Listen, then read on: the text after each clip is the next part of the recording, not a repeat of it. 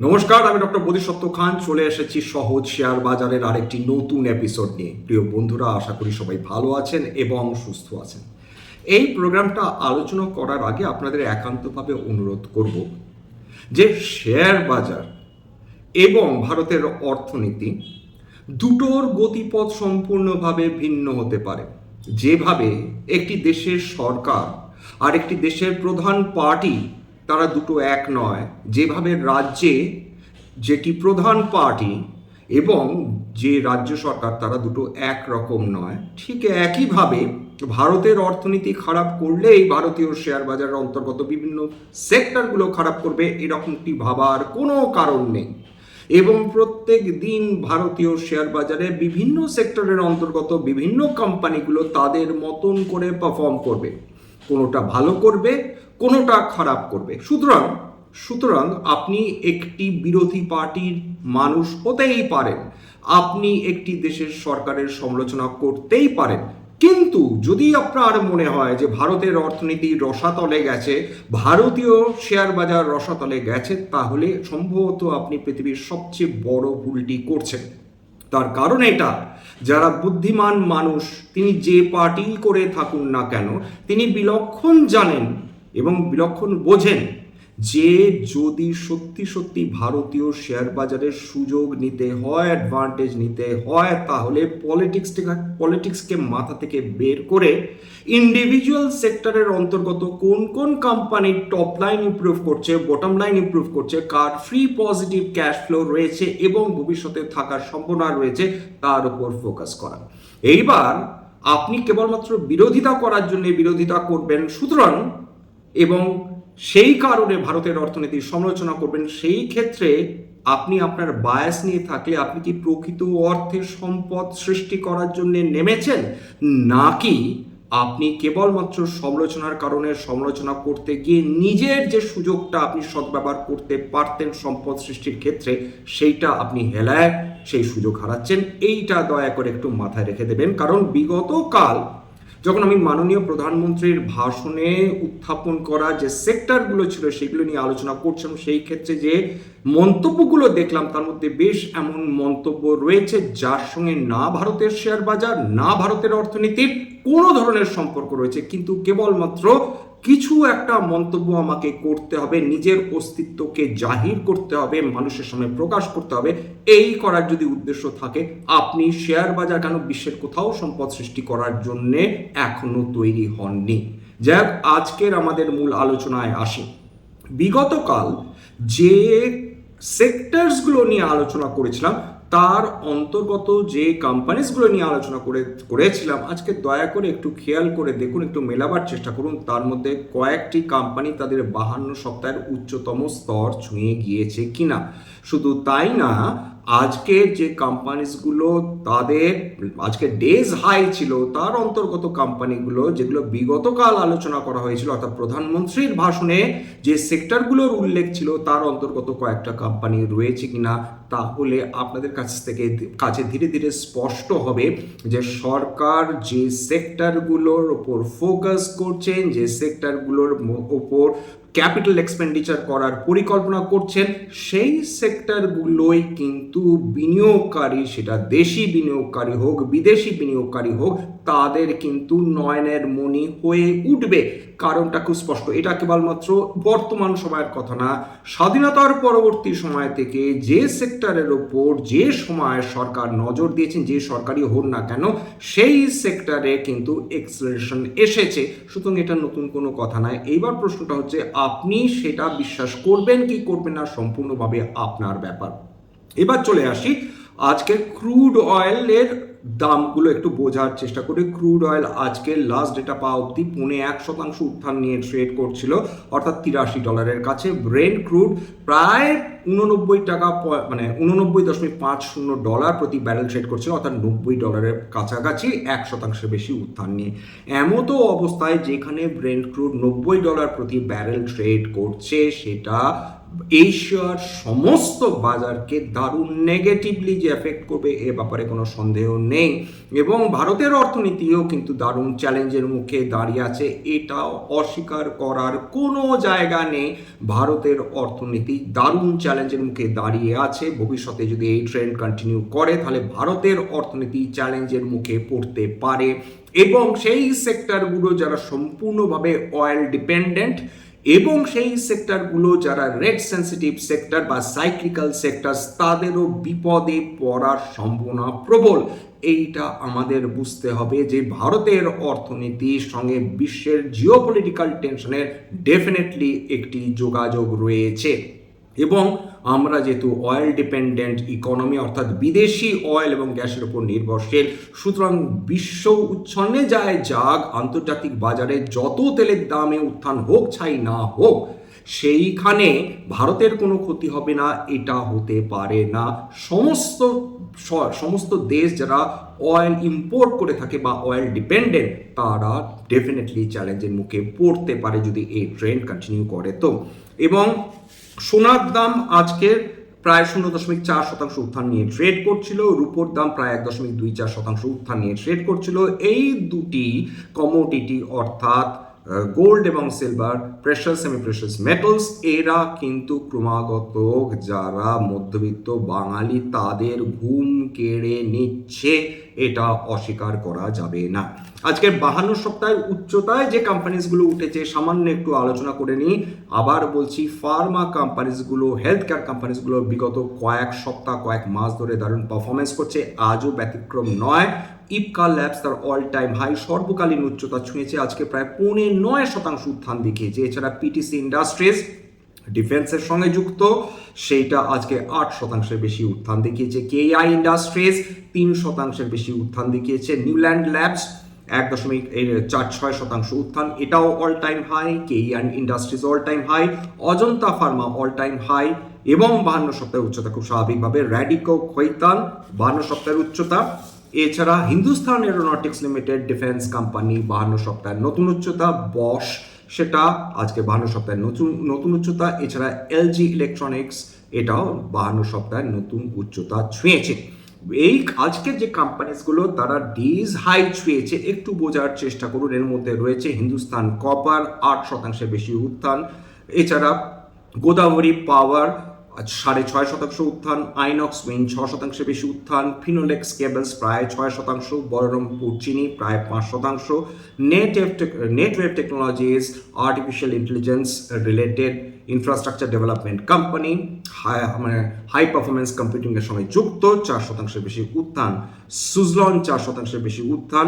এছাড়া caffeine technology 3.5% উত্থান। ভেল 3% বেশি উত্থান। ভেল উল্লেখ্য যে বিগতকালই আলোচনা করেছিলাম নিউক্লিয়ার রিঅ্যাক্টরসের তৈরির ক্ষেত্রে কিন্তু অন্যতম পারদর্শী কোম্পানি, সরকারি কোম্পানি কিন্তু ভারত হেভি ইলেকট্রিক্যালস লিমিটেড।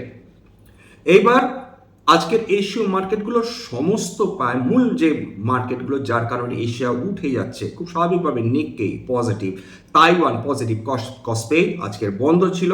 এছাড়া সাংহাই সেটাও কিন্তু আজকে পজিটিভে ট্রেড করছে। বলতে গেলে অধিকাংশ এশিয়ার শেয়ার বাজারগুলো কিন্তু পজিটিভে ট্রেড করছে থ্যাঙ্কস টু আর্টিফিশিয়াল ইন্টেলিজেন্স কোম্পানিগুলোর জন্য। ভারতের অবস্থা খুব একটা ভালো নয়, সেটা তো বুঝতেই পেরেছেন। নিফটি বন্ধ হয়েছে 78 পয়েন্ট নিচে।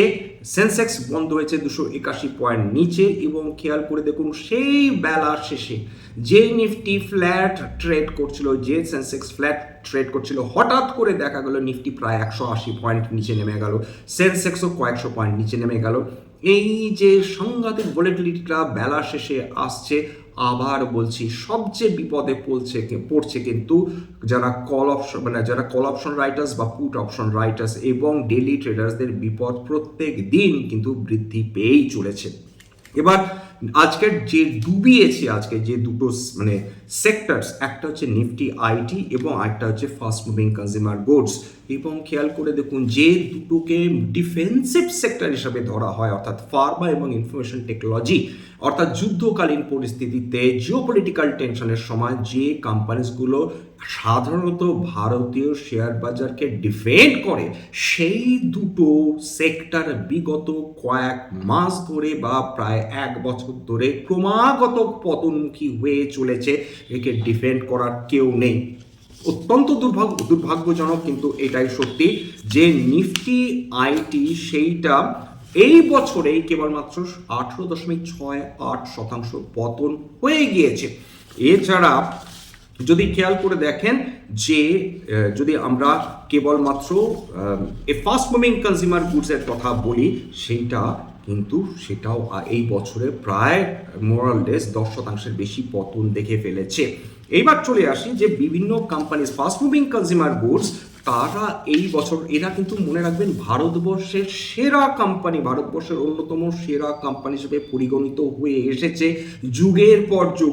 তাদের অবস্থা দেখুন, আইটিসি আজকে 52 সপ্তাহে নিম্ন স্তর ছুঁয়ে গেল 52x লো। কেবলমাত্র এই বছর 24.86% পতন। কেন জানেন? না, কেবলমাত্র সিগারেটের উপর ট্যাক্স বসানোর কারণে আইটিসির এরকম পতন নয়। সিগারেট বাদ দিয়েও আইটিসির আরও বড় ব্যবসা রয়েছে।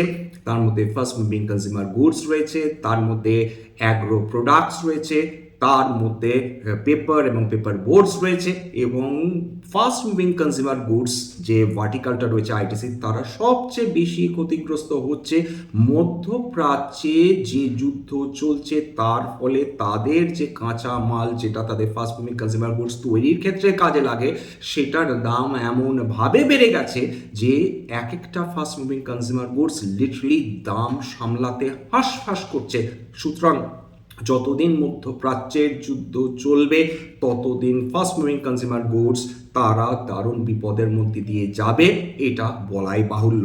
আইটিসি যদি 25% পতন হয়, হিন্দুস্তান ইউনিলিভার বিগত 3 বছরে বিনিয়োগকারীদের একটি পয়সা তৈরি করে দিতে পারেনি, এটাও এই বছর 11%-এর কাছাকাছি পতন। ডাবর আজকে 52 সপ্তাহের নিম্ন স্তর, অর্থাৎ বিগত 1 বছরের মধ্যে সবচেয়ে কম দরে ট্রেড করেছে এবং বন্ধ হয়েছে। ডাবর 18.47% পতন। ব্রিটানিয়া ইন্ডাস্ট্রিজ, সেইটা যেটা অন্যতম সেরা ফাস্ট মুভিং কনজিউমার গুডস ধরা হয়, সেটাও এই বছর 59% পতন। কোলগেটের মতন স্টেবল কোম্পানি, সেটা প্রায় 6% পতন। ইমামি, সেটা প্রায় 23%-এর কাছাকাছি পতন। গোদরেজ কনজিউমার গুডস, এটা তাদের মোট মার্কেট ক্যাপিটালের 1/4 উড়ে গিয়েছে কেবলমাত্র এই বছর, 25.06% পতন।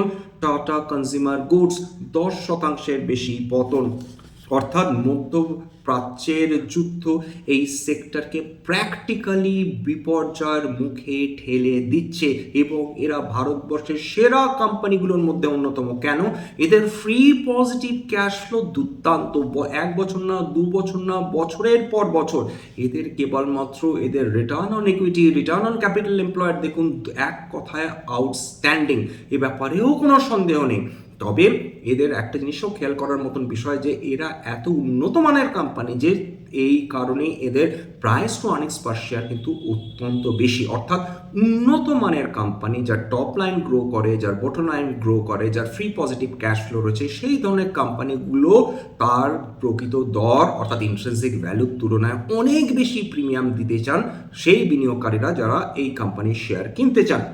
অর্থাৎ এই মুহূর্তে ফাস্ট মুভিং কনজিউমার গুডস যারা ডিফেন্সিভ বিনিয়োগকারী তাদের দারুণভাবে নিরাশ করেছে। অর্থাৎ ভারতবর্ষের সেরা কোম্পানিগুলোর যাদের হাই ওয়েটেজ রয়েছে নিফটিতে, এছাড়া আইটি কোম্পানিসগুলো যাদের হাই ওয়েটেজ রয়েছে নিফটিতে, ফিনান্স বাদ দিয়ে ফাস্ট মুভিং কনজিউমার গুডস এবং আইটি সেক্টর, তারা নিফটিকে কেবলমাত্র নিচে টেনে নামাচ্ছে, কিছুতেই ওপরে উঠতে দিচ্ছে না, এইটা বলা যেতে পারে। আজকে বিভিন্ন যদি ইন্ডাইসেসগুলো দেখেন, Nifty mid cap flat with a positive bias, সেখানে সবচেয়ে ভালো পারফরমেন্স ডেফিনেটলি রয়েছে মতিলাল অসওয়ালের 5.68% উত্থান, কিন্তু নেগেটিভ ট্রেড মানে নেগেটিভ রিটার্ন দিয়েছে ভোল্টাস 4%-এর বেশি পতন, এলজি ইলেকট্রনিক্স 3.5%-এর পতন, বিএসসি লিমিটেড এটা ডাউনগ্রেড করেছে একটি সংস্থা 3%-এর বেশি পতন। নিফটি স্মল ক্যাপ এটাও আজকে পজিটিভে বন্ধ হয়েছে, নিফটি স্মল ক্যাপ 100-এর কথা বলছি, 0.36%, এবং খুব স্বাভাবিকভাবে এর মধ্যে সেরা রিটার্ন যারা দিয়েছে আজকের দিনের জন্য হিন্দুস্তান কপার 8%-এর বেশি উত্থান। এছাড়া গোদাবরী পাওয়ার আগেই আলোচনা করছি, আইনক্স উইন্ড আলোচনা করছি, টাটা টেকনোলজিস সেইটা আজকে 3% নেগেটিভ রিটার্ন দিয়েছে। পিএসইউ ব্যাংক সেটা আহামরি করতে পারেনি, ইন্ডিয়ান ব্যাংকের দৌলতে 0.36% পতন। নিফটি আইটি 2.5% পতন। কালপ্রেট কারা? এইচসিএল টেক 2.5% বেশি পতন, ইনফোসিস 2.5% বেশি পতন, টিসিএস 2% বেশি পতন কিন্তু দেখে ফেলেছে আজকের দিনে। ফাস্ট মুভিং কনজিউমার গুডস কাকে ছেড়ে কাকে বলবেন? নিরাশাই নিরাশা। নেসলে প্রায় 2% পতন, আইটিসি প্রায় 2.5% পতন, ম্যারিকো 1.5%-এর কাছাকাছি পতন, হিন্দুস্তান ইউনিলিভার 1%-এর কাছাকাছি পতন, কোলগেট 0.86% পতন। এছাড়া নিফটি মেটাল আজকে দুর্দান্ত রিটার্ন দিয়েছে। নিফটি মেটাল ইন্ডেক্স সেটা 1.26% উত্থান দিকেছে। প্রত্যেকটা মেটাল প্রায় খুব ভালো পারফরমেন্স দেখেছে। স্টিল অথরিটি অফ ইন্ডিয়া 2.4% উত্থান, জিন্দাল স্টিল 2.25% উত্থান, হিন্দালকো 2%-এর কাছাকাছি উত্থান, টাটা স্টিল 1.36%-এর কাছাকাছি উত্থান, এনএমডিসি প্রায় 1.3%-এর কাছে উত্থান, হিন্দুস্তান জিঙ্ক 1%-এর কাছে উত্থান। নিফটি রিয়েলটি আজকে ফাটিয়ে দিয়েছে 1.46% উত্থান। Best performing company Oberoi realty 4.6% উত্থান, গোদরেজ প্রপার্টিজ 3.22% উত্থান। নিফটি মাইক্রো ক্যাপ সেটাও আজকে পজিটিভ, অর্থাৎ নিফটি মাইক্রো ক্যাপ 250, মানে 250টা কোম্পানি, ছোট ছোট অতি ক্ষুদ্র কোম্পানি। এর মধ্যে বিক্রম সোলার 14.33% উত্থান। এছাড়া রুবিকন রিসার্চ একটা ফার্মা কোম্পানি 11% বেশি উত্থান। ফুজিয়ামা পাওয়ার প্রায় 10% উত্থান। পিকাডেলি অ্যাগ্রো এটা ব্রিওয়ারিজ এবং ডিস্টিলারিজ এটা প্রায় 8.5%-এর কাছাকাছি উত্থান, এবং জ্যোতি ল্যাবরেটরিজ পার্সোনাল কেয়ার 7% বেশি উত্থান দেখেছে। যাই হোক, এখানে শেষ করবো। স্ট্যান্ডার্ড ডিসক্লোজার, প্রচুর কোম্পানি নিয়ে আলোচনা করলাম আজকে। হতে পারে তার মধ্যে কয়েকটা কোম্পানিতে আমার বা আমার পরিবারের ভেস্টেড ইন্টারেস্ট থাকলেও থাকতে পারে। ভবিষ্যতে যদি নতুন করে কিনি বা বিক্রি করি, আগাম বিজ্ঞপ্তিতে কিনতে বা বিক্রি করতে পারবো না। স্ট্যান্ডার্ড ডিসক্লেমার, এটা কেবলমাত্র একটা এডুকেশনাল চ্যানেল। বাঙালি বিনিয়োগকারীদের ইনভেস্ট অ্যাওয়ারনেস বৃদ্ধির জন্য এখানে কোনো ধরনের কোনো শেয়ারে buy sell recommendation, suggestion, advice এমনকি ইনফ্লুয়েন্স করার প্রচেষ্টা নেই। আমার কথা শুনে যদি কোনো শেয়ারে বাই সেল সিদ্ধান্ত নেন, ক্ষতির মুখোমুখি হতে পারেন। সুতরাং সবসময় একজন সেবি রেজিস্টার্ড ইনভেস্টমেন্ট অ্যাডভাইসারের পরামর্শ নেওয়ার চেষ্টা করবেন বা নিজের ডিউ ডিলিজেন্স করবেন, সেক্ষেত্রে আপনারা উপকৃত হলেও হতে পারেন। সবশেষে যেটা বলি, যদি এই ধরনের এপিসোড আপনাদের ভালো লাগে, প্লিজ একটা লাইক দেবেন, প্লিজ সাবস্ক্রাইব করবেন, এবং যদি সত্যি মনে হয় আমার বাঙালি ভাই বোনদের জীবনে একটুখানি ভ্যালু অ্যাড করতে পেরেছি, প্লিজ নিজের গ্রুপে শেয়ার করে দেওয়ার চেষ্টা করবেন এবং অবশ্যই সাবস্ক্রাইব করবেন। আজকের জন্য নমস্কার।